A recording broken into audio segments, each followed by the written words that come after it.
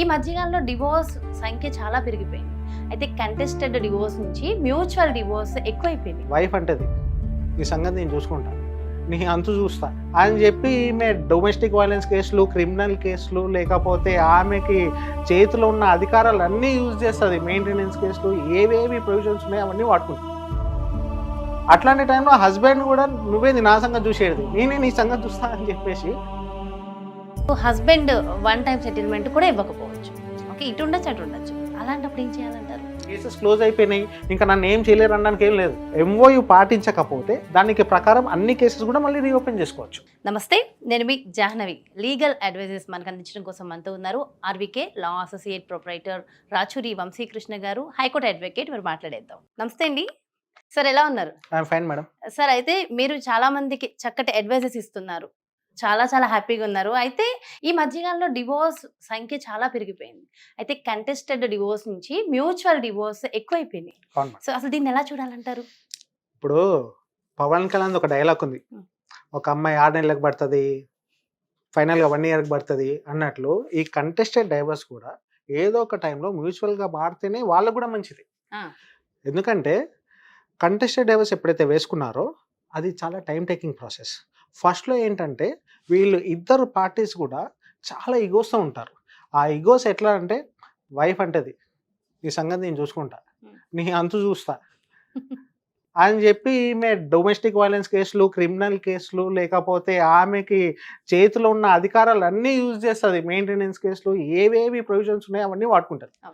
అట్లాంటి టైంలో హస్బెండ్ కూడా నువ్వేది నా సంగతి చూసేది, నేనే నీ సంగతి చూస్తా అని చెప్పేసి ఆయనకున్న ప్రొవిజన్స్ అన్నీ కూడా వాళ్ళ అడ్వకేట్తో అడిగేసి కంటెస్టెడ్ డైవర్స్ వేసుకోవడము, ఇవన్నీ ఒకరి మీద ఒకరి ఫైల్ చేసుకొని వెళ్ళే క్రమంలో 3-4 ఇయర్స్ తెలియకుండా అయిపోయే పరిస్థితి. అబ్బో, ఇట్లాంటి పరిస్థితులలో వీళ్ళ పేరెంట్స్ విషయానికి వస్తే జనరల్గా ఎవరు కూడా ఏమనుకుంటారు, మనది బాధ్యత తీరిపోయింది, ఇంకా చేతులు నిలిపేసుకోవచ్చు అనేసి అనుకునే టైంలో వీళ్ళు మళ్ళీ కొత్తగా డైవర్స్ అని చెప్పేసి ఇవన్నీ చేసే టైంలో వాళ్ళ మెంటల్ పరిస్థితి, వాళ్ళు అనుభవించే ఒక డిప్రెషన్ అనేది వర్ణనాతీతం.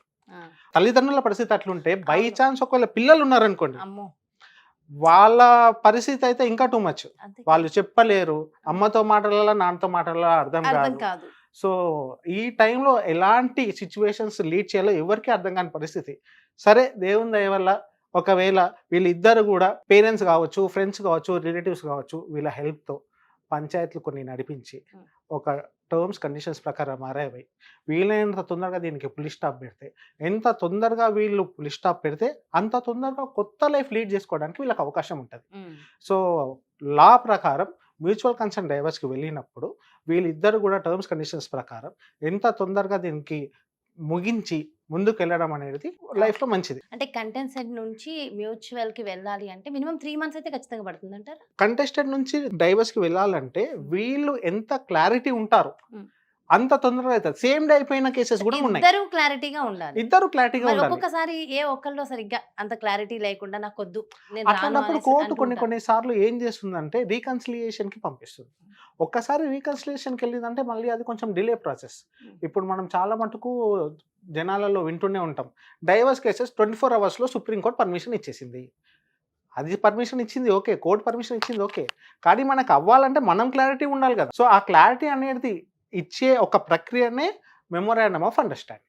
సార్, అలాగే కంటెస్టెడ్ డివోర్స్ తీసుకున్నాక స్టార్ట్ అయ్యాక మ్యూచువల్గా కూడా తీసుకునే అవకాశాలు ఉంటాయి అంటారు కదా, దానికి ఎంత టైం పడుతుంది అంటారు? సో కంటెస్టెడ్ డైవర్స్ ఒకసారి అప్లై చేసుకున్న తర్వాత అది మ్యూచువల్గా మారడానికి రకరకాల పిటిషన్స్ ఉంటాయి. ఫర్ ఎగ్జాంపుల్ అమెండ్మెంట్ పిటిషన్ అని చెప్పేసి, వేవర్ పిటిషన్ అని చెప్పేసి, అడ్వాన్స్ పిటిషన్ అని చెప్పేసి. సో అడ్వకేట్స్ మీకు నియర్ బై ఏంటంటే time to time, situation to situation, అక్కడున్న పరిస్థితులను బట్టి మీకు గైడ్ చేస్తూ ఉంటారు. సో ఇది ఎలా ఉన్నప్పటికీ కూడా మనం చాలా మట్టుకు మనం చూస్తూ ఉంటాం ఏమని చెప్పేసి సుప్రీంకోర్టు 24 అవర్స్లోనే చేసేయమని చెప్పింది, లేదా 6 months కూలింగ్ పీరియడ్ అనేది మనకు అంత అవసరం లేదని చెప్పేసి. ఇట్లాంటి పరిస్థితులలో ఎంత టైం లోపల మనకి మ్యూచువల్ కన్సెంట్ డైవర్స్ శాంక్షన్ అవుతుందంటే మీరు ఇచ్చే కోర్టుకి ఆ క్లారిటీని బట్టి శాంక్షన్ అవుతుంది. ఫర్ ఎగ్జాంపుల్ పిల్లలు ఉన్నారు, నాకు కావాలని కొట్లాడుకుంటే అక్కడ రాదు. అంతే కదా. సో అక్కడ తొందరగా రావాలంటే ఎవరు చూసుకుంటారు పిల్లల్ని, వాళ్ళ వెల్ఫేర్ ఎవరు చూసుకుంటారు, వాళ్ళ మెడికల్ ఎక్స్పెన్సెస్ ఎవరు చూసుకుంటారు, వాళ్ళ క్లోతింగ్ కావచ్చు, షెల్టర్ కావచ్చు, ఇవన్నీ ఎవరు చూసుకుంటారు అనే క్లారిటీ కోర్టుకి ఇవ్వాలి. For example husband one time సెటిల్మెంట్కి ఒప్పుకున్నారు, ఎలా ఇస్తారు? ఫస్ట్ మోషన్, సెకండ్ మోషన్ అని జనరల్గా మ్యూచువల్ కన్సెంట్ డైవర్స్లో ఉంటాయి. ఫస్ట్ ఎంత ఇస్తారు, సెకండ్ ఎంత ఇస్తారు, ఈ క్లారిటీ కోర్టుకి ఎంత తొందరగా చెప్తే అంత తొందరగా డైవర్స్ అయిపోతుంది. డిలే ఎప్పుడు అవుతుందంటే క్లారిటీ లేకపోతే అవుతుంది. కొన్నిసార్లు రీకన్సిలియేషన్కి సెంటర్కి పంపించే అవకాశం కూడా ఉంటుంది. అడ్వకేట్స్ ఎంత చెప్పినప్పటికీ కూడా, జడ్జిలు ఎంత చెప్పినప్పటికీ కూడా, ఇద్దరు ఒక కామన్ పాయింట్కి అరైవ్ కాకపోతే therefore they may be refer to court also, reconciliation centre also. So ఆ పరిస్థితిని బట్టి ముందరికెళ్తూ ఉంటుంది. సార్ అలాగే మ్యూచువల్ కన్సెంట్లో డివోర్స్ ఒకళ్ళు సపోర్ట్ చేయకపోతే, వైఫ్ కానీ అటు హస్బెండ్ కానీ, ఇప్పుడు వేరే ఆప్షన్ ఏమైనా ఉంటుందంటారా? ఇప్పుడు madam mutual consent divorce petition వేసుకున్న తర్వాత జనరల్గా మనకు 2 మోషన్స్ ఉంటాయి. అది ఫస్ట్ హియరింగ్ అంటాం, సెకండ్ హియరింగ్ అంటాం. ఫస్ట్ హియరింగ్లో వీళ్ళు కోర్టుకు అపేర్ అవుతుంది. ప్రాబ్లం ఎక్కడ వస్తుందంటే సెకండ్ హియరింగ్లో వస్తుంది. సెకండ్ హియరింగ్ ఏంటంటే జనరల్గా చీఫ్ ఎవిడెన్స్ అంటాం. ఆ చీఫ్ ఎవిడెన్స్ కోర్టులో సబ్మిట్ చేసిన తర్వాత వీళ్ళు పెళ్ళి అయిందా, హస్బెండ్ దేని ఏ టర్మ్స్కి ఒప్పుకున్నారు, వైఫ్ ఏ టర్మ్స్కి ఒప్పుకుంది, ఇవన్నీ అయినాయా లేదా అని చూసి ఆ బేసిస్ ప్రకారం మ్యూచువల్ కన్సెంట్ డైవర్స్ అనేది శాంక్షన్ అవుతుంది. సో ఒక పార్టీ ఫెయిల్ అయినప్పుడు ఇంకొక పార్టీ ఏం చేయొచ్చు అంటే, ఈ ఫెయిల్ అయ్యే పరిస్థితి అదర్ పార్టీ రావట్లేదు అని చెప్పి కోర్టుకి ఇంకొక పిటిషన్ పెట్టుకోవచ్చు. దానికి కూడా మనం సుప్రీంకోర్టు గైడ్లైన్స్ ఉన్నాయి. ఏమని చెప్పంటే, అదర్ పార్టీ ఒకవేళ రాకపోతే మీ డైవర్స్ ఆగదు, ఇట్ విల్ ప్రొసీడ్ ఫర్దర్. దానికి సంబంధించిన సుప్రీంకోర్టు జడ్జిమెంట్స్ ఉన్నాయి. ఒకవేళ అదర్ పార్టీ రాకపోతే కూడా వాళ్ళకి తగ్గట్లు మళ్ళీ కోర్టు కేసులు ఓపెన్ చేసుకునే పరిస్థితి కూడా ఉంటుంది. సో ఖచ్చితంగా ఇద్దరు లిటిగేషన్ లేకుండా వెళ్ళాలంటే మీరు రాసుకున్న టర్మ్స్ అండ్ కండిషన్స్ ప్రకారం ముందుకు వెళ్ళాల్సి ఉంటుంది. సార్ అలాగే మ్యూచువల్ కన్సెంట్ డివోర్స్ తీసుకున్నాక కూడా ఒక్కొక్కసారి వైఫ్ క్రిమినల్ కేసుని తీసేయరు. అలాంటప్పుడు హస్బెండ్ వన్ టైం సెటిల్మెంట్ కూడా ఇవ్వకపోవచ్చు. ఓకే, ఇటు ఉండొచ్చు అటు ఉండొచ్చు. అలాంటప్పుడు ఏం చేయాలంటారు?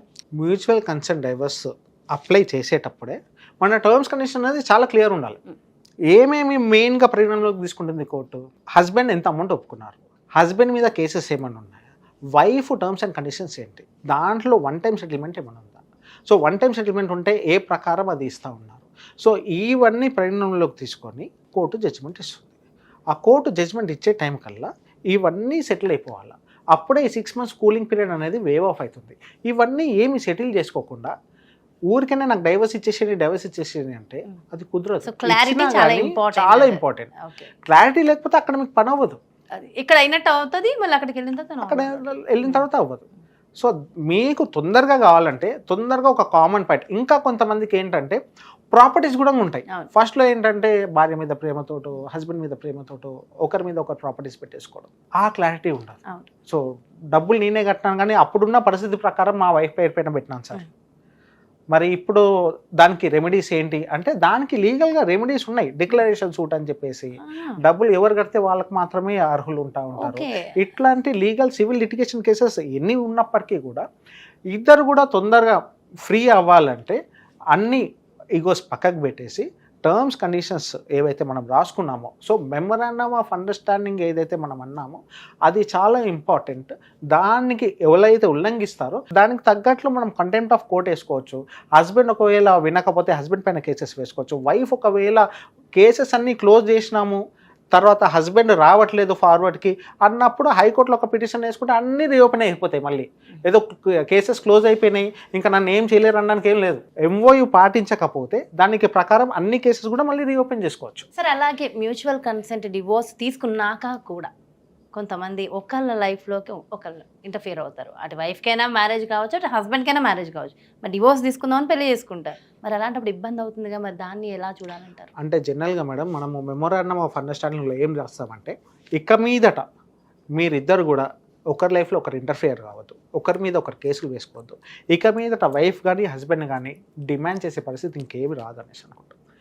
కొంతమంది ఓవర్ స్మార్ట్నెస్ చూపిస్తారు. దీంట్లో డైవర్స్ అయిపోయిన తర్వాత దాంట్లో ఎంఓయూలో రాసినాం కదా, ఏమని చెప్పి రాసినాము, ఇక మీదట నా మీద ఎలాంటి కేసెస్ వెయ్యరు అని చెప్పి రాస్తే ఆ పాయింట్ని పట్టుకొని ఇంకా నా మీద కేసెస్ ఏమి ఉండవు కదా, నేను ఇప్పుడు మళ్ళీ ప్రొవోక్ కానీ ఇన్స్టిగేట్ కానీ ఆ అమ్మాయిని చేయొచ్చు అని ఆలోచించినప్పుడు ఆ కొత్త కాజ్ ఆఫ్ యాక్షన్ అనేది మళ్ళీ స్టార్ట్ అవుతుంది. వైఫ్గానే ఆమెకు అధికారం ఉండదు. మళ్ళీ మీరు ఒకవేళ మళ్ళీ ఇంటర్ఫియర్ కావాలనేసి అనుకుంటే ఐదర్ పార్టీ ఎవరైనా సరే ఇంకొకరు వచ్చి హరాస్మెంట్ చేసేటప్పుడు either party can go it by opening a new cause of action. So ఈ కొత్త కాజ్ ఆఫ్ యాక్షన్ అనేది అక్కడ మళ్ళీ జనరేట్ అవుతుంది. ఆ జనరేట్ అయినప్పుడు తప్పకుండా లీగల్గా మళ్ళీ కూడా ప్రొసీడ్ అవుతాం. ఏదో రాసినంత మాత్రం ఇంకా అయిపోయింది అన్నట్లు కాదు. మరి అలాగే ఎన్ఆర్ఐ కేసెస్లో ప్రొసీడింగ్స్ ఎలా ఉంటాయంటారు? ఖచ్చితంగా ఇండియాకి రావాల్సిందేనంటారా? ఎన్ఆర్ఐ కేసెస్లో ఏంటంటే మనం జనరల్గా అబ్బాయి కానీ అమ్మాయి కానీ ఫారిన్ కంట్రీస్లో ఉన్నప్పుడు మనం జనరల్గా వీళ్ళ బంధువులకు కానీ రిలేటివ్స్కి కానీ పవర్ ఆఫ్ అటార్నీ అనేది ఒకటి ఇస్తాం. ఆ పవర్ ఆఫ్ అటార్నీ ఇచ్చినప్పుడు వాళ్ళ బిహాఫ్లో వీళ్ళు రీప్రజెంట్ చేస్తారు. వాళ్ళ బిహాఫ్లో వీళ్ళకి పవర్ ఆఫ్ అటార్నీ ఇచ్చినా కానీ కొన్నిసార్లు జడ్జి గారు కావాలనుకుంటే still he has every authority to call that particular person. అయితే ఇక్కడ ఏంటంటే ఫారెన్ నుంచి రావడం వచ్చి ఇక్కడ ప్రొసీడింగ్స్ వినడం చేయడం అనేది కొంచెం కాస్ట్లీ కాబట్టి అందరికీ అది ఫీజిబుల్ కాదు కాబట్టి దానికి మనం ఏం చేస్తామంటే కొన్ని పిటిషన్స్ వేస్తాం. ఏమని చెప్పేసి, సార్ మేము ఫిజికల్గా ఉండలేము, ఫిజికల్గా కావాలనుకుంటే మేము స్కైప్లో కావచ్చు, వాట్సాప్లో కావచ్చు, కొన్ని యాప్స్ ఉంటాయి. సో ఆ కోర్టు ఏ యాప్ అయితే యూస్ చేస్తారో జనరల్గా ఏదైతే ఫీజిబుల్ వాళ్ళకు ఉంటుందో పలానా టైము డేట్ చెప్తారు. ఆ టైము డేట్ ప్రకారం కోర్టులు ఇప్పుడు కొంచెం సుముఖంగానే ఉన్నాయి. ఆన్లైన్లో కూడా అటెండ్ కావచ్చు. సో అట్లా ఆన్లైన్లో అంటే మనం పిటిషన్ పెట్టుకుంటే రిక్వెస్ట్ చేసుకోవాలి. అంతే. సో దాని ప్రకారం కోర్టు ఒకవేళ అన్ని చూసేసి ఇది నిజమే అన్న కంక్లూషన్కి వస్తే తప్పకుండా మీకు ఆన్లైన్ అవకాశం కూడా ఉంటుంది. సో దట్ మీరు రావాల్సిన పరిస్థితి తప్పుతుంది. ఓకే, ఫైనల్గా ఒక క్వశ్చన్ సార్. సో ఇవన్నీ కావాలంటే మనకి ఒక అడ్వకేట్ సపోర్ట్ ఖచ్చితంగా కావాలంటారా? ఇండివిజువల్గా వెళ్ళిపోవచ్చు అంటారు? ఇండివిజువల్గా కూడా వెళ్ళొచ్చు. కాకపోతే ఏంటంటే అడ్వకేట్ అనే పర్సన్ ప్రొఫెషనల్ కాబట్టి కొంచెం ఈజీ వేగా వెళ్ళిపోతుంది. మనకి ఎక్కువ టైం వేస్ట్ అవ్వదు. సో తిరగాలి, ఎలా తిరగాలి, జాబ్ లీవ్స్ ఇవంతా కూడా మేనేజ్ చేసేస్తారు. ఇండివిజువల్గా అప్లై చేసుకునే అవకాశం ఎప్పుడూ ఉంటుంది. కాకపోతే ఏంటంటే అడ్వకేట్ ప్రొఫెషనల్ కాబట్టి ఆయన సలహా తీసుకొని పోతూ ఉంటే ఇవన్నీ డ్రాఫ్టింగ్ ఎలా చేయాలి, ఏంటి, ఏం సెక్షన్స్, టెక్నికల్గా ఏం వాడాలి, జడ్జిని ఎలా కన్విన్స్ చేయాలి, ఇవన్నీ కూడా ఆయన చూసుకునే పరిస్థితి ఉంటుంది కాబట్టి కొంచెం మీకు ప్రాసెస్ ఈజీగా ఉంటుంది. Exactly, well side sir. చాలా బాగా ఎక్స్ప్లెయిన్ చేశారు. Thank you so much sir. నమస్తే. చూసారు కదండి, మరి మ్యూచువల్ డివోర్స్కి సంబంధించి డీటెయిల్ ఇన్ఫర్మేషన్. సో అందరికీ చాలా క్లారిటీ వచ్చిందని అనుకుంటున్నా.